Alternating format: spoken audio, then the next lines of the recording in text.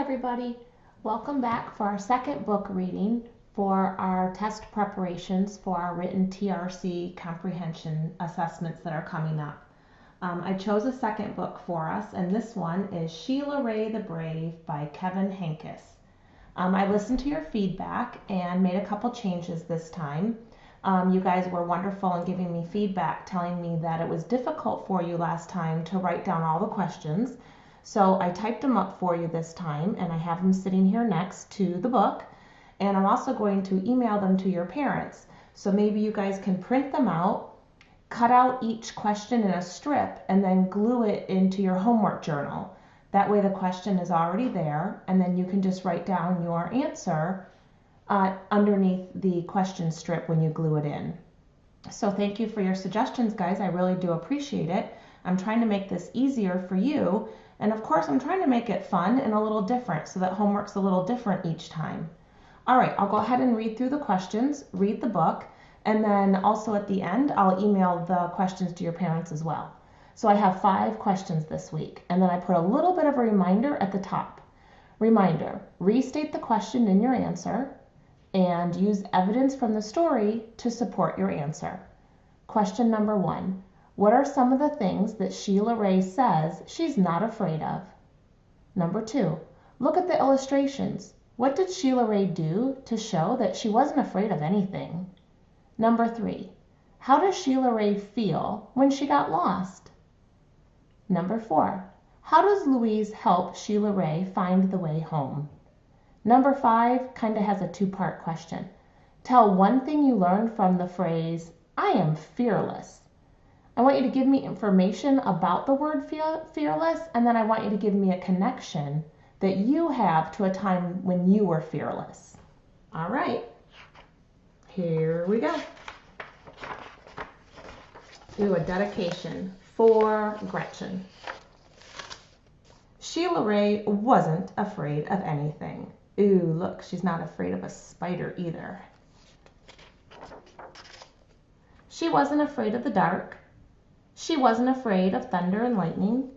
She wasn't afraid of the big black dog at the end of her block.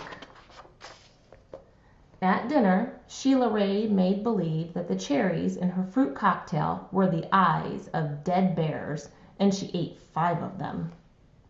At school, Sheila Rae giggled when the principal walked by. And when her classmate Wendell stole her jump rope during recess, Sheila Rae tied him up until the bell rang. I am brave, Sheila Rae said, patting herself on the back. Sheila Rae stepped on every crack in the sidewalk without fear.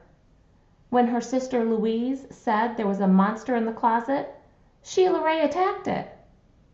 And she rode her bicycle no-handed with her eyes closed.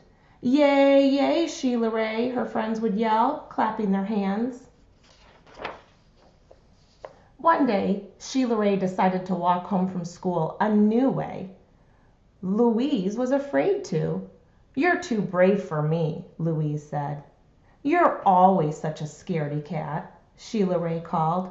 Am not, whispered Louise. Sheila Rae started off skipping. I am brave, she sang. I am fearless. She stepped on every crack. She walked backwards with her eyes closed. She growled at stray cats and bared her teeth at stray cats. And she pretended that the trees were evil creatures. She climbed up them and broke their fingers off. Snap, snap, snap. Sheila Rae walked and walked. She turned corners. She crossed streets, and suddenly it occurred to Sheila Rae that nothing looked familiar. Sheila Rae heard frightening noises. They sounded worse than thunder. She thought horrible thoughts. They were worse than anything she had ever imagined. I am brave, Sheila Rae tried to convince herself. I am fearless. The sounds became more frightening. The thoughts became more horrible. Sheila Rae sat down on a rock and cried. "Help!" she sniffed. She thought of her mother and her father and of Louise. "Mother! Father! Louise!" she cried. "Here I am," a voice said. "Louise!" Sheila Rae hugged her sister. "We're lost," Sheila Rae said. "No, we're not," said Louise. "I know the way home. Follow me." Louise stepped on every crack. She walked backwards with her eyes closed. She growled at stray dogs and bared her teeth at stray cats. And she pretended that the trees were evil creatures. She jumped up and broke their fingers off. Snap, snap, snap. Sheila Rae walked quietly behind her. They walked and walked.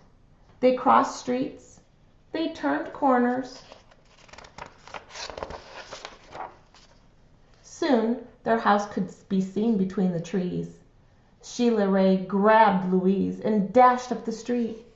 When they reached their own yard and the gate was closed behind them, Sheila Rae said, "Louise, you are brave.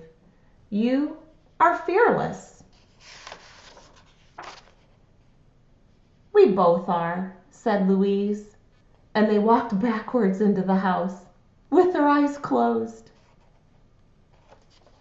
The end. Sheila Rae wasn't afraid of anything. That was an adorable book. All right, guys, as I said, I'm going to go ahead and email the questions to your parents so that you can print them off, cut them into strips, and glue them into your homework log.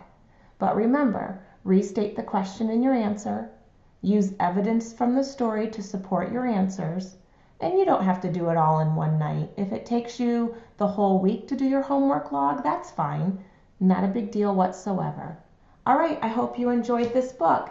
And remember, always give me feedback because I want to make it as easy as possible for you and of course as fun too. All right, love you. Off I go. Bye.